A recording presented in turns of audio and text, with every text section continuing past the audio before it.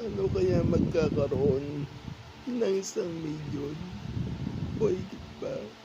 Ang daming problema sa mundo. Epepep.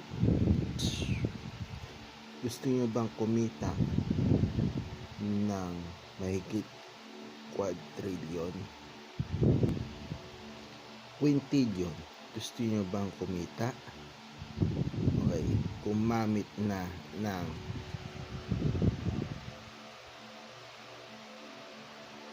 CryptoSlab,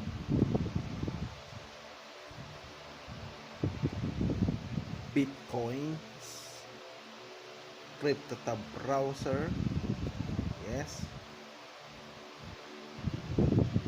btcfre.com, cryptoslab.com,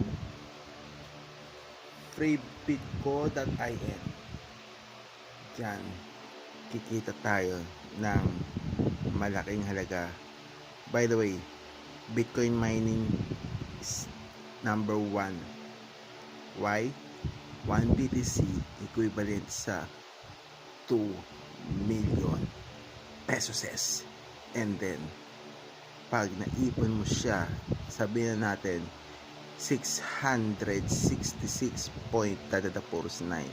ano ang equivalent sa pesos niyan? Yes, kasi BTC USD, BTC Bitcoin, BTC BHP, BTC all countries currencies, overall.